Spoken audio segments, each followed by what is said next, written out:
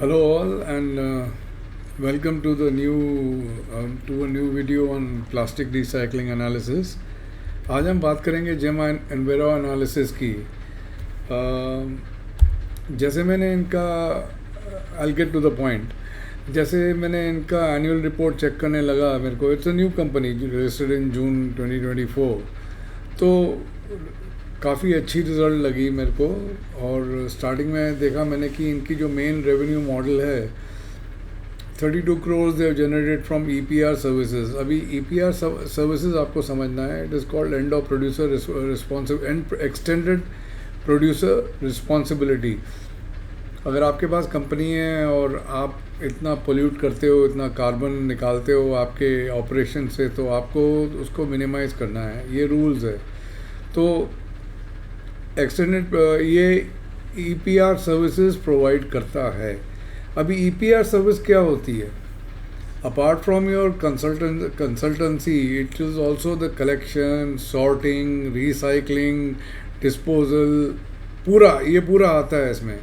अब जब आप ये सब चीज़ें करते हो तो आपके पास नेचुरली इक्विपमेंट तो होना ही चाहिए। जैसे कि कलेक्शन के लिए आपको ट्रक्स चाहिए, सॉर्टिंग करने के लिए आपको मैन पावर चाहिए, रिसाइकलिंग के लिए आपको मशीनरी चाहिए, डिस्पोजल के लिए फिर भी आपका जो भी पैकेजिंग होता है, जो भी आप बनाते हो प्लास्टिक ट्रैश से, वो तो चाहिए ही चाहिए, राइट। बाकी पूरी डॉक्यूमेंटेशन, कंप्लायंस, स्ट्रैटेजीज, ट्रेनिंग, ये कंसल्टेंसी में आती है। तो ये सब मिला के बनता है ईपीआर सर्विसेज। तो जैसे मैंने और पढ़ा आपका, और इनका एनुअल रिपोर्ट मेरे को और अच्छा लगने लगा कि ये लोग क्लाइंट एक्सपांड करने को देख रहे हैं, डाइवर्सिफाई करने को देख रहे हैं, नया टेक्नोलॉजी डालने को देख रहे हैं, लीडरशिप को स्ट्रेंथन करना देख रहे हैं। चलो, दैट इज़ वेरी गुड। तो और भी डिग किया मैंने। इन्होंने कहा है कि इन्होंने प्लास्टिक वेस्ट प्रोसेसर नेटवर्क्स ने 5 new plastic waste processor add किए हुए हैं। इन्होंने नई टेक्नोलॉजी चालू की है, सीआरएम, सेल्स फोर्स का सीआरएम लगाया है, क्लाइंट बेस ग्रो कर दिया। क्लाइंट बेस भी इनका जो एनुअल रिपोर्ट में है वो अच्छा खासा है। इनके पास वरुण बेवरेजेस के साथ भी कुछ टाइप है, ऑल दिस पेप्सी, हिमालय, ये बड़ी बड़ी कंपनियां हैं।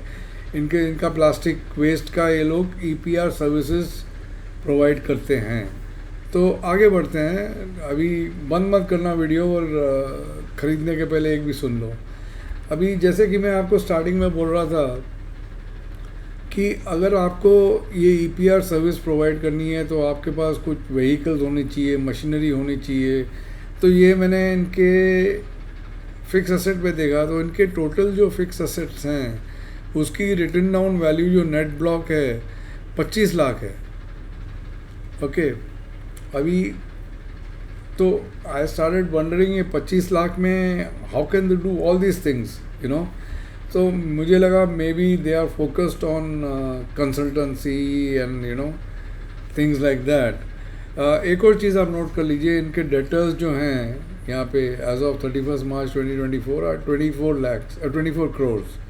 ओके, असेट्स 25 लाख के हैं। मैं आपको डेटर्स के बारे में मैं बाद में आता हूँ। अब वो मेरे को लगा कि अगर इनके पास फिक्स एसेट नहीं है तो शायद इनकी जो पूरी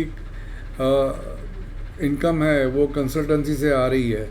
तो मैंने इनके प्रोमोटर्स की टेक्निकल क्वालिफिकेशन देखने गया, but like you know Dinesh Pareek, he is a serial entrepreneur, very dynamic person, but he is not a chemical engineer और even that can provide plastic, you know, he is an investor. और Sachin Sharma is the second guy, he is an MBA from IIM Calcutta, which is fantastic. और वो investment banking में ये है। तो देखिए, अगर मेरा कंटेंशन क्या है कि अगर if they employing someone who so good, who can generate 32 crore of turnover without any fix asset, तो वो तो बंदा अपनी कंपनी खोल देगा, काम क्यों करेगा किसके लिए? Anyway, that's my hypothesis and I can be wrong. This is my first point, जो मैंने, ये पहली चीज़ है जो मैंने नोट की।